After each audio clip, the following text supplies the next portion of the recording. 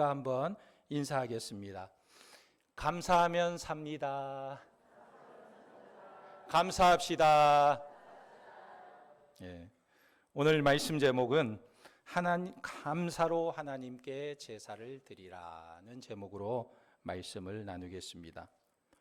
하나님은 왜 우리에게 감사로 제사를 드리라 말씀하실까요? 왜 하나님께서는 감사로 제사를 드리라 말씀하실까요?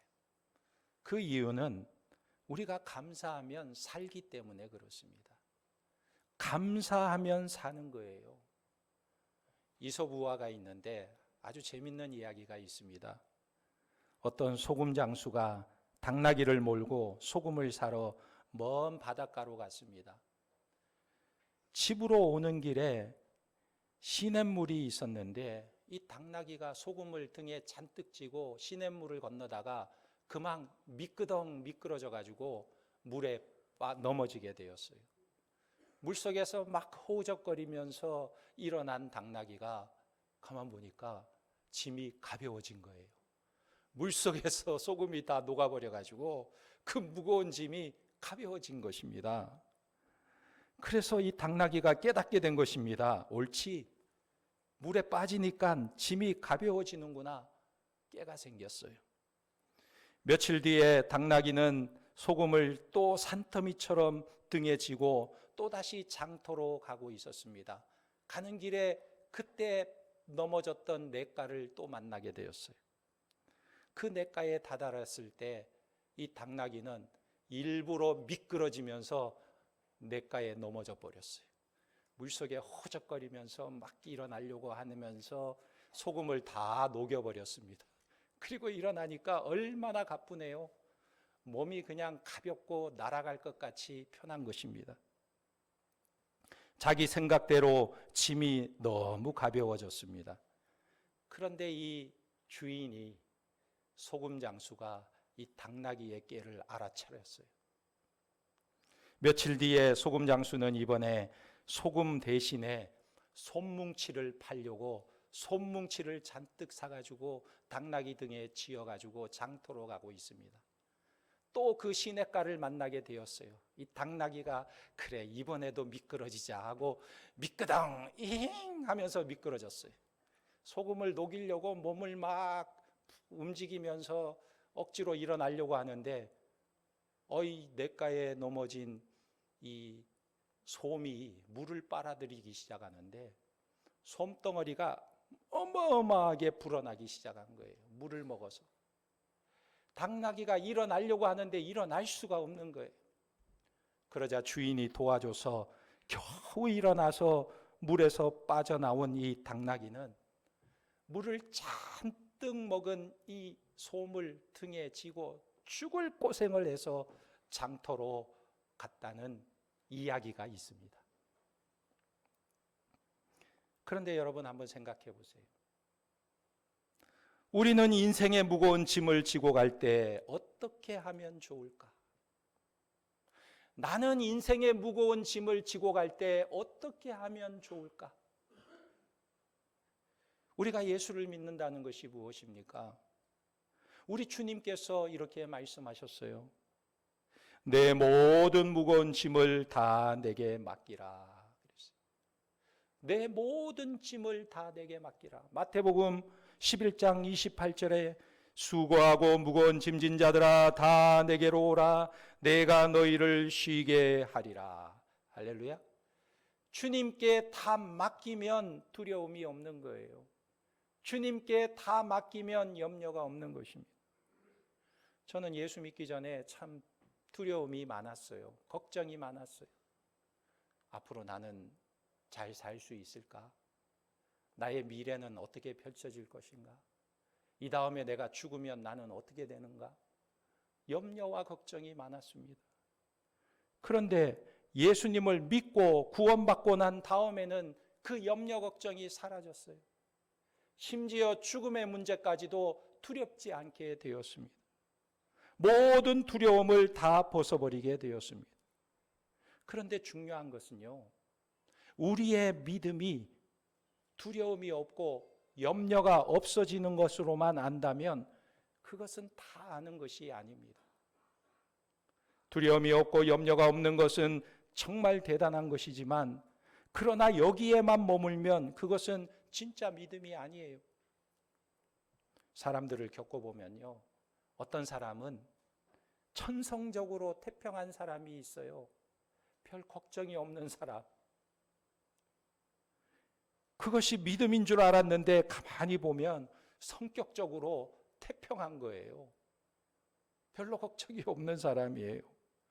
풀어야 할 문제는 많은데 어떻게 저렇게 편안한가 살펴보면 그 성격이 너무나 태평스러워서 그냥 편안한 것입니다.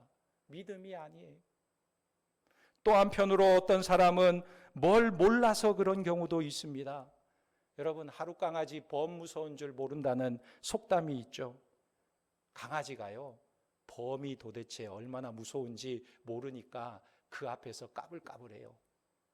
범이 얼마나 무서운지 모르니까 이 강아지가 까불까불하는 것입니다. 그래서 나는 겁이 없다, 나는 두려움이 없다 말하지만 뭘 몰라서 두려움이 없는 것입니다. 또 하나님을 믿을 바에는 내 주먹을 믿으라, 이런 사람도 있습니다. 이런 사람을 보면 참 저 사람은 배포가 큰 사람이구나, 겁이 없는 사람이구나, 그렇게 생각이 되지만 이 사람도 교만과 만용이 가득 차 있는 사람이에요. 그러니까 내가 겁이 없다, 두려움이 없다, 마음이 편하다, 이런 표현만으로도 믿음이 좋다라고 말할 수가 없는 거예요. 그렇다면 여러분, 어디까지 가야 우리의 고백이 진짜 믿음의 고백이 될까? 어디까지 가야 참된 믿음의 고백이 될까요? 한번 대답해 보시겠어요? 하나, 둘, 셋. 어디까지? 예, 주보에 나와 있는데 감사까지 가는 자가 참된 믿음의 사람이라는 거예요. 감사까지 가야 진짜 믿음이라는 것입니다. 우리 한번 따라서 해볼까요? 감사가 진짜 믿음이다. 예. 저는 두려움도 없고 염려도 없고 걱정도 없어요, 이 정도가 아니에요. 내게 어려운 일이 왔는데 걱정이 안 돼요. 걱정만 안 되는 것이 아니라 오히려 하나님께 감사합니다, 이 고백을 할 수 있을 때 그게 믿음이라는 거예요. 여기까지 올 수 있다면 하나님은 그 인생을 향한 놀라운 일을 행하시는 것입니다. 오늘 시편 말씀 50편 15절을 보면 우리가 잘 아는 유명한 말씀이에요. 무슨 말씀입니까? 환난 날에 나를 부르라, 내가 너를 건지리니 내가 나를 영화롭게 하리로다 그랬어요. 환난 날에 날 부르라, 내가 건지리니 그랬습니다. 이 말씀을 생각할 때 어려움을 당하는 성도들에게 이 말씀이 얼마나 힘이 되고 용기가 되는 말씀입니까? 환난 날에 날 부르라, 그러니까 이 말씀이 큰 힘이 되는 거예요. 그런데 여러분, 이 약속은, 이 말씀은 무엇을 전제로 하고 있느냐? 무엇을 전제로 하고 있는 말씀인가요? 그 전제가 바로 앞에 구절 14절에 나오는데 14절을 보면 이렇게 말합니다. 감사로 하나님께 제사를 드리며 지존하신 이에게 내 소원을 갚으며 그랬어요. 지금 감사로 제사를 드리는 자에게 하시는 말씀인 거예요.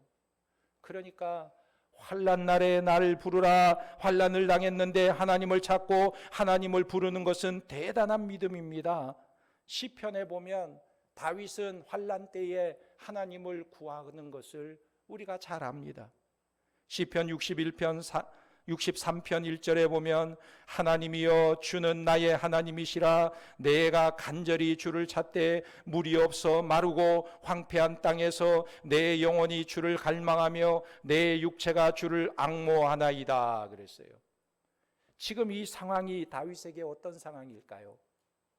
왕이지만, 이스라엘의 왕이지만 다윗은 지금 자기 아들 압살롬의 반역 때문에 압살롬이 자기를 죽이려고 쫓아오기 때문에 다윗은 지금 도망을 치면서 유다 광야에서 숨어 지내고 있는 그때에 고백하는 내용이라는 거예요. 황폐한 광야, 목마름과 굶주림과 두려움과 괴로움과 고통 가운데 하나님 앞에 절규하고 있는 그런 상황이라는 것입니다. 이런 상황에서 하나님께 갈망하며 하나님을 앙모한다고 고백하고 있는 거예요. 그러니까 환난을 당하고 고난 가운데 있어도 하나님을 찾으면 하나님은 우리를 기뻐하고 우리를 만나주시는 하나님이세요. 그런데 중요한 것은요, 이 환난 가운데에서도 감사로 하나님께 나아가면 이것이 참된 믿음이라는 거예요. 왜 그럴까요? 우리가 하나님을 믿는다면 하나님께서 뭔가 내게 다 이루어 주시고 응답해 주신 다음에, 야, 하나님 이렇게 해주시다니 너무 감사해요, 너무 고마워요, 이런 고백은요, 믿음 없는 사람도 다 할 수 있는 거예요. 세상 사람들도 그렇게 해요. 다 이루어지고 다 해결되었으니까 그 다음에 감사해요, 이 고백이 뭐가 그렇게 어렵겠습니까?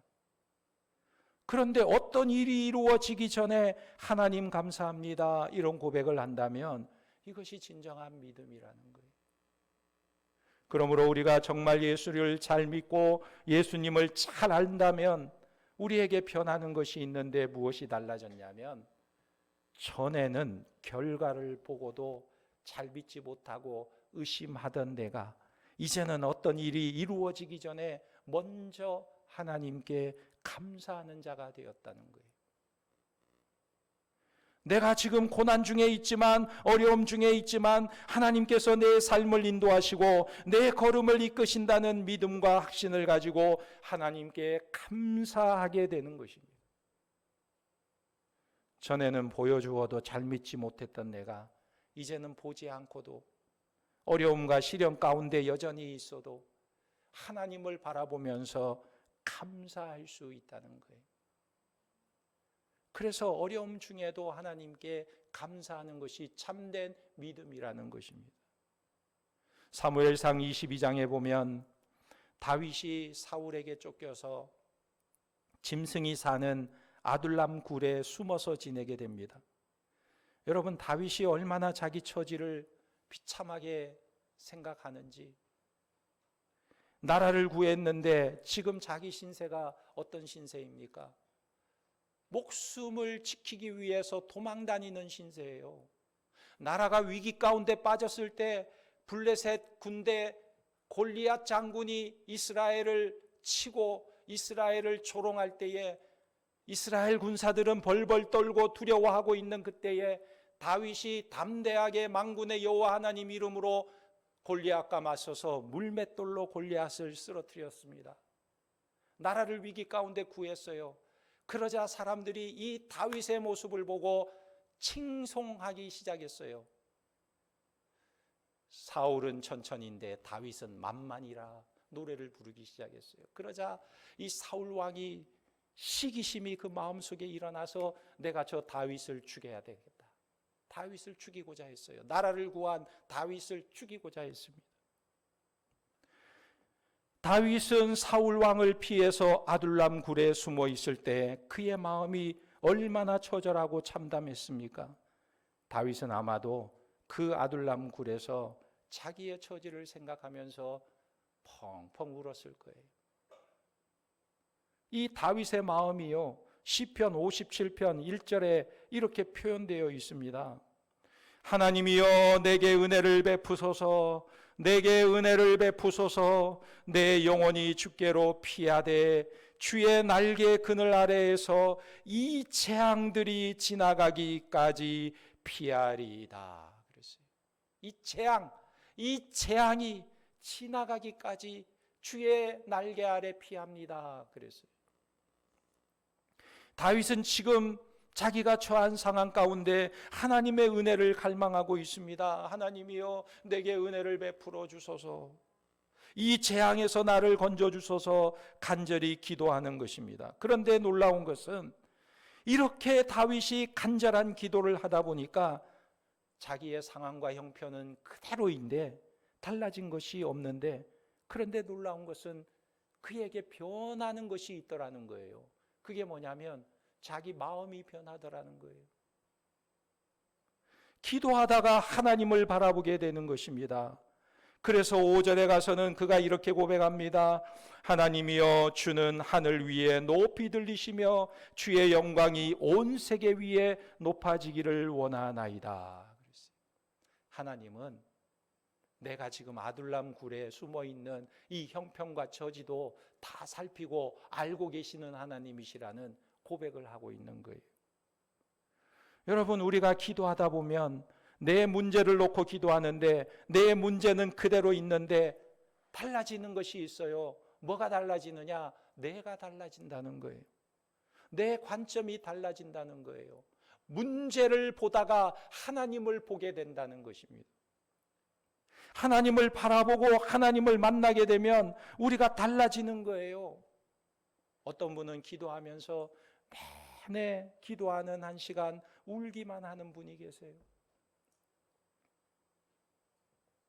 마음이 힘들고 억울하고 분하고 고통스러우니까 우는 분들이 계세요.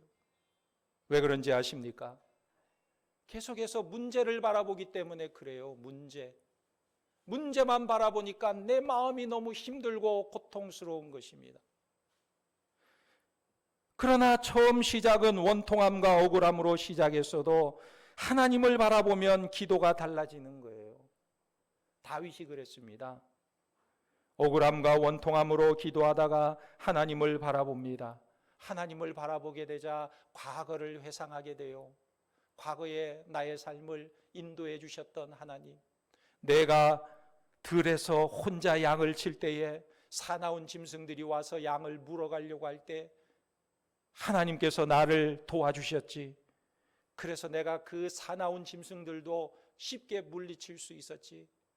또 블레셋 장군 골리앗이 이스라엘을 모독하고 만군의 하나님 여호와의 이름을 모독할 때 내가 하나님의 이름으로 나아갈 때 하나님께서 나와 함께 해주셔서 승리하게 하셨지. 이 모든 일들이 기억이 나는 거예요. 그래서 깨닫게 되는 것입니다. 이야, 그때도 하나님이 함께 하셨지만 지금도 하나님이 여전히 나와 함께 하고 계시잖아. 지금은 내가 비록 아둘람 굴에서 숨어서 있지만 그러나 여전히 하나님이 이곳에 함께 하시는 하나님이 아니신가? 그래서 다윗이 이렇게 고백이 바뀌는 거예요. 탄식이 변해서 찬양이 나오고 슬픔이 변해서 감사가 나오게 되는데 7절에 이렇게 고백합니다. 하나님이여, 내 마음이 확정되었고 내 마음이 확정되었사오니 내가 노래하고 내가 찬송하리이다. 할렐루야. 이 다윗의 마음이 바뀌게 된 거예요. 탄식을 하다가 갑자기 노래하고 찬송이 나오는 것입니다. 그리고 그가 아둘람 굴에서 밤을 새워 하나님 앞에 기도하는 것입니다. 8절에 내 영광아 깰지어다, 비파야 수구마 깰지어다, 내가 새벽을 깨우리로다 그랬어요. 다윗이 하나님을 만나고 얼마나 마음이 기뻤는지 밤새도록 다윗은 기도하면서 새벽을 깨웠다 그랬어요. 그런데 중요한 것은요, 기도하다가 응답을 경험하고 기도하다가 감사가 터졌다는 거예요. 그가 지금 아둘람 굴에서 기도하다가 감사의 고백이 나오더라는 거예요. 9절에 주여, 내가 만민 중에 주께 감사하오며 문나라 중에서 주를 찬송하리이다 그랬어요.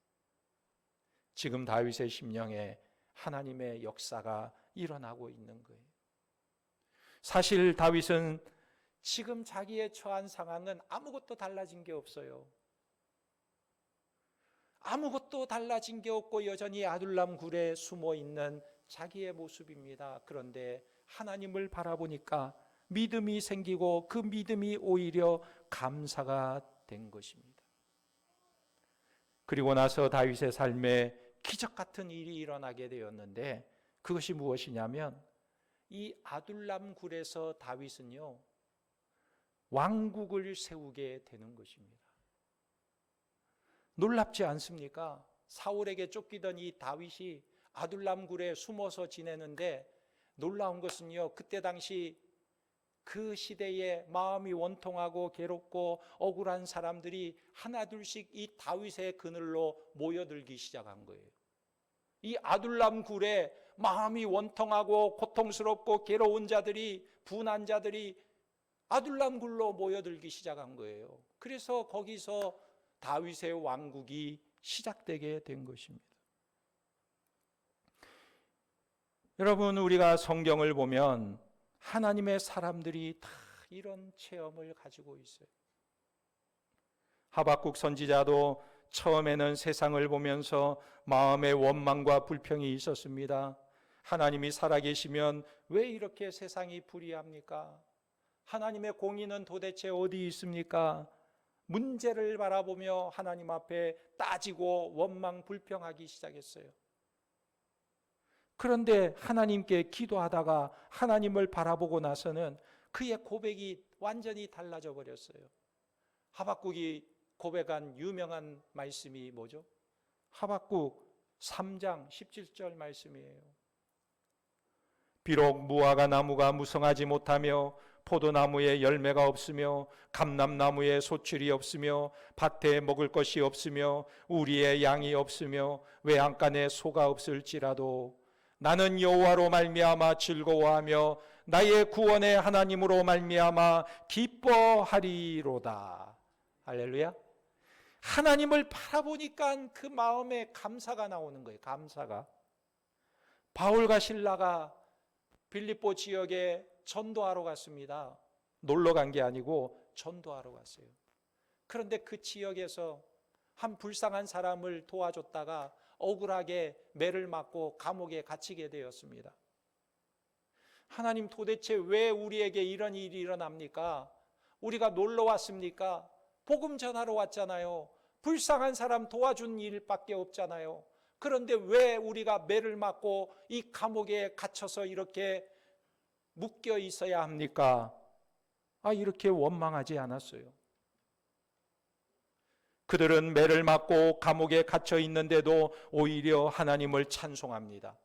하나님을 찬송하기 시작하는데 놀라운 일이 일어났어요. 지진이 막 일어나더니 그들의 묶여있던 착고가 풀리고 그리고 옥문이 열리게 되었습니다. 그들이 도망갈 길이 활짝 열려버렸어요. 그런데 간수가 그것을 보고는 깜짝 놀라 자결하려고 합니다. 왜냐하면 간수가 죄수들을 지키지 못하면 죽은 목숨이나 마찬가지예요. 그러니까 자기가 죄수들을 다 놓쳤구나 생각하고 죽으려고 할 때 바울이 그에게 소리치면서 멈춰라, 멈춰라. 우리가 여기 있다. 우리가 도망치지 않고 여전히 여기 있다. 멈춰라 그랬어요. 이때 간수가 그 앞에 무릎을 꿇고 바울에게 묻습니다. 선생이여, 내가 어떻게 하여야 구원을 얻을 수 있습니까? 물었어요. 이때 바울이 그에게 말합니다. 주 예수를 믿으라. 그리하면 너와 네 집이 구원을 얻으리라. 그래서 이 간수가요, 예수를 믿고 구원 얻어서 구원받은 백성이 되었습니다. 여러분, 빌립보 교회가 어디서부터 시작된지 아십니까? 빌립보 교회가 이 간수의 집에서부터 시작이 된 거예요. 간수가 예수 믿고 구원받아 그 가정에서부터 교회가 시작된 거예요. 여러분, 초대교회 성도들의 믿음은 어떤 믿음이었습니까? 그냥 그저 교회 다니는 믿음이 아니었어요. 저들의 믿음은 환난 중에도 감사하는 믿음이었던 것입니다. 그러므로 우리가 감사하면 살게 되는 줄 믿으시기 바랍니다. 감사하면 사는 줄 믿으시기 바랍니다. 이용규 선교사님이 내려놓음이라는 책을 썼는데, 이 선교사님이 하버드 대학을 졸업하고 앞날이 창창한데 어느 날 그가 선교지로 가고자 하는 결심을 하게 되었습니다. 그리고 자기의 모든 앞길을 다 내려놓고 선교사로 헌신하게 돼요. 그가 몽골에 가서 선교 사역을 하면서 겪었던 일을 그 책에다가 기록해 놓았습니다. 몽골의 일회 교회에서 사역을 할 때입니다. 그 교회에 한 자매가 있었는데 벌러르라는 자매가 있었어요. 그런데 이 자매가 주일 예배를 드리러 왔는데 보니까 온몸이 흙투성이에요. 먼지투성이에 땀은 벙벅이 돼가지고 아주 지친 모습을 가지고 교회에 온 거예요.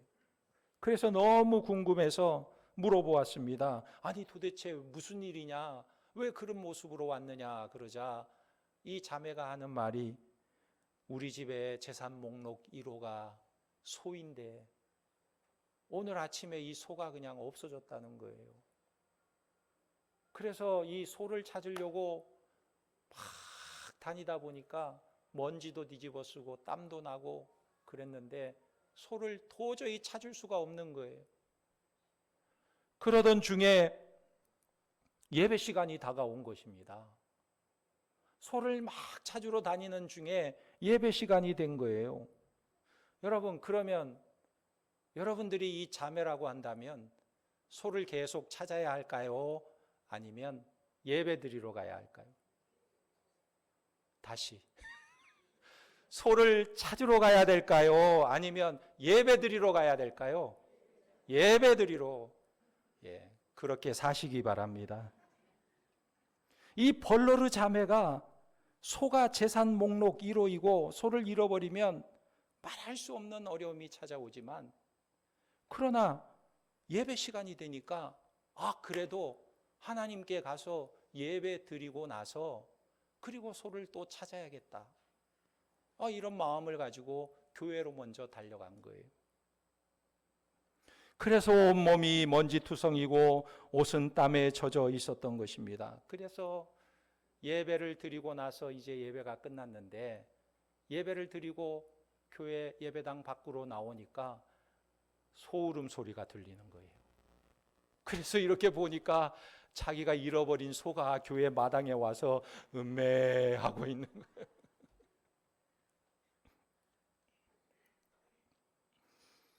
어떤 역사가 일어났는지 모르지만 안 믿는 사람들은 우연의 일치다 이렇게 말하겠지만 이 벌러르 자매 입장에서는 내가 그렇게 찾으려고 뛰어다녀도 찾을 수 없었는데 하나님께서 이 소를 인도해 주셨구나.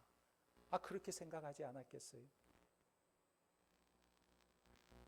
여러분, 우리가 환난을 당할 때, 어려움에 닥쳤을 때 그때 성도는 어떻게 일어날 수가 있습니까?